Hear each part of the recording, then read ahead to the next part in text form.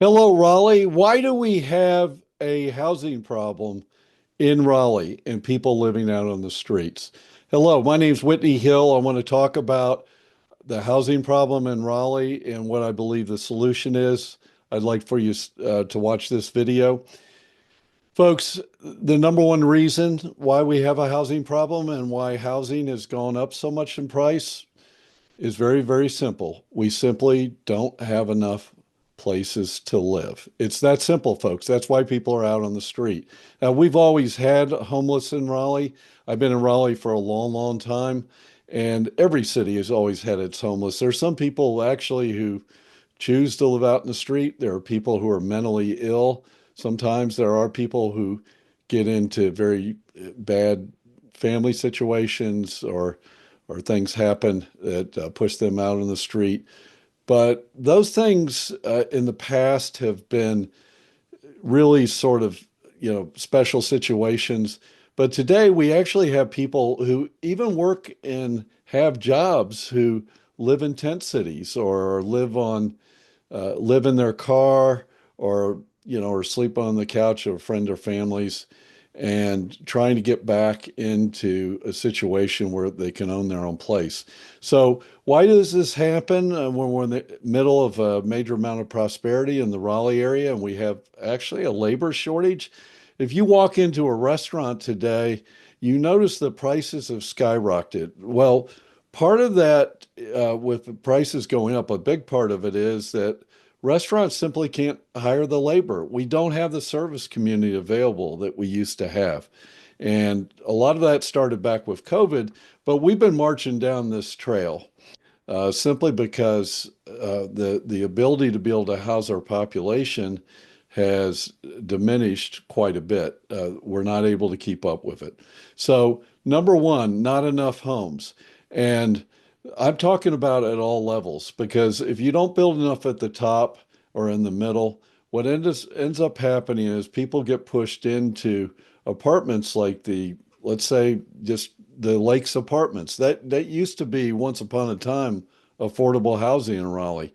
Now rents have gotten pushed up because people move into town who normally would be in the housing market. Houses are so high that they're like, well, let's wait. We can't afford to get in it. We can't qualify for loan or whatever. And so what do? They move into an apartment. So the solution here is not just to build affordable housing, but to build at all levels. We've got to keep up with the demand in Raleigh. And what that means is the overall supply at all levels needs to keep up with the demand for that supply.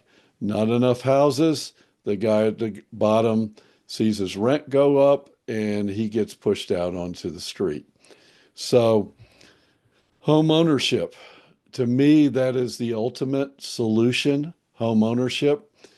I'd like to see us working with programs that like they have up in New York, where the Nehemiah Project, where the city donated condemned land and affordable housing was built on that. And people actually bought in. So they worked with nonprofits to get folks who needed affordable housing to be able to actually purchase their own places.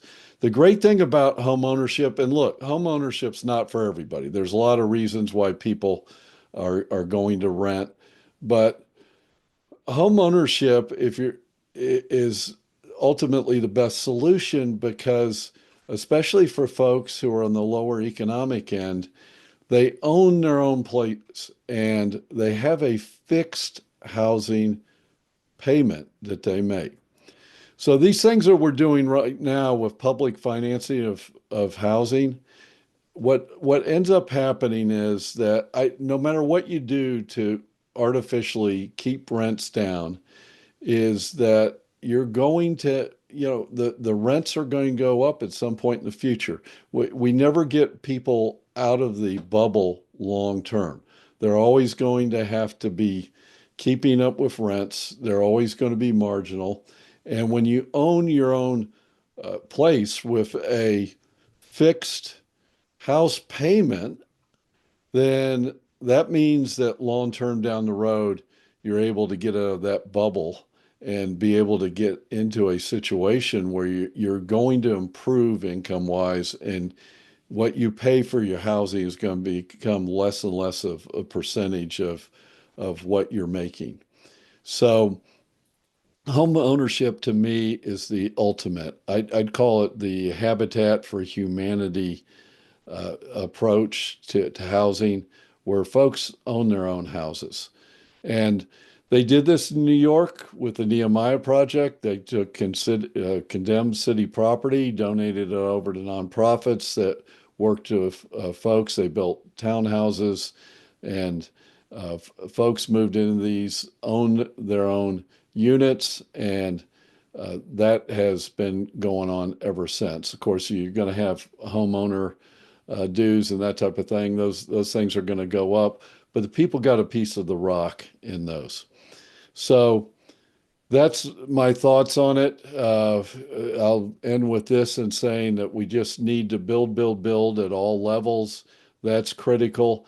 An impediment to that I see right now is getting the zoning changes that we need and getting property freed up. There's so much property out there that is owned NC State, uh, NC State University, the state of North Carolina, city of Raleigh, county, uh, you know, owns a lot of property out here. And there is also privately owned property. And a lot of times it's the red tape and zoning that's keeping us from being able to build as quickly as we can. We need to build high density downtown, of course, and we need to get people living downtown, because right now our businesses, after the state of North Carolina, a lot of those people don't go downtown to work anymore. That's hurt our businesses downtown. We need to have people who live down there who are going to go to those restaurants and places of business downtown, who will walk down there. We need to get those people downtown. That a lot of cases means higher end apartments downtown, or higher condominiums. So this is Whitney for Raleigh, saying let's build, build, build. And I appreciate you listening to this message. Appreciate having you subscribe to the channel and hearing back from you.